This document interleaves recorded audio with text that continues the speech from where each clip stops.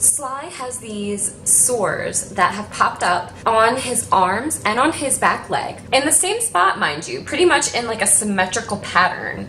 And he has gotten them surgically removed. First, they start out as a bump underneath the skin. It's like the size of an olive, and his fur covers it.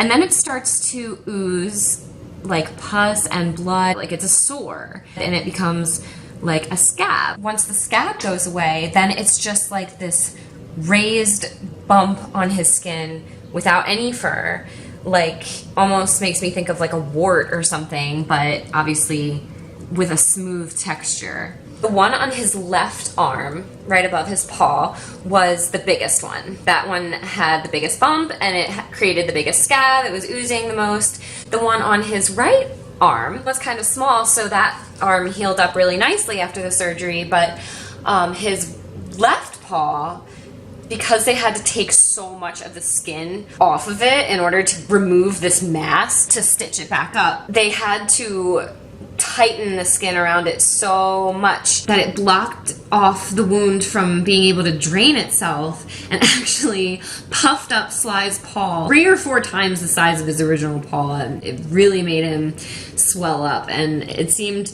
to be painful to walk on because he was limping. This had only gotten stitched up like maybe a couple days before this happened, maybe a week. As soon as I saw that when I woke up, we drove right to the vet and they took out some of the sutures and allowed it to drain more, so it did go back down to normal size. I was so thankful for that. But after everything had healed, his arms looked very nice actually. As you can see, there was no bump or anything.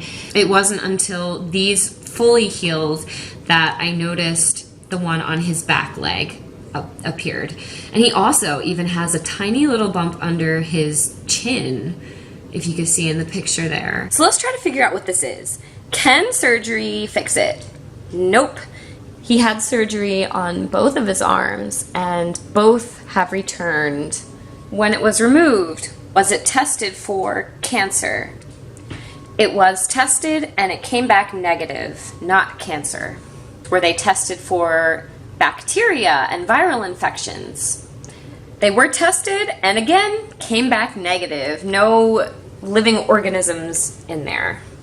I had 2 different vets ask me if we had been to California because of the microbacteria or whatever it is that exists over there that creates leprosy in cats.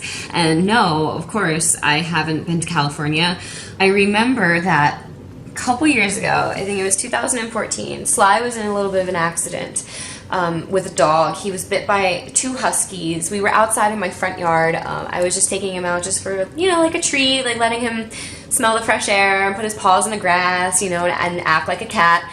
And there was these 2 loose huskies that ran away from their home. They were collared and everything, and they just ran into my yard, and they were not aggressive. I'm so thankful for. They were just kind of curious. They were just sniffing around, like trying to see what's up. But Sly, on the other hand, was freaking out. So it took me a second, and then I picked Sly up and carried him inside. The spots where he has these bumps, I think that those are the spots where he got bit, and I'm wondering if maybe those dogs had been to California and had their mouth on a cat or in something that maybe, I don't know, they carried it with them, or maybe they bit some kind of like animal before they had come to my yard, and like, I don't know. But again, that was 3 years ago. So wouldn't it have popped up sooner? All these questions, I have no idea. The spots are localized and they're symmetrical. And because they came back in the exact same place, I don't know, like leprosy spreads, doesn't it? And these aren't spreading. So I'm taking him to a specialist. We couldn't get an appointment any sooner than August 28th, so we have to wait quite some time before, I can talk to this guy and see if maybe he can give me some answers. This guy apparently is good with dermatological diseases in cats and immune mediated disorders, because my vet said, maybe he's worried that this is something immune related, because he didn't respond to antibiotics, a strong dose of antibiotics for, pretty much 3 weeks. I think it was 3 weeks. And the vet said that, he would have expected some kind of change, but literally nothing changed the entire time he was on antibiotics. And he took two different syringes each night, so that wasn't really fun at first. So yeah, and once I get an update from the specialist, once we go, I will definitely post an update. So thanks for watching, and subscribe to make sure you don't miss that.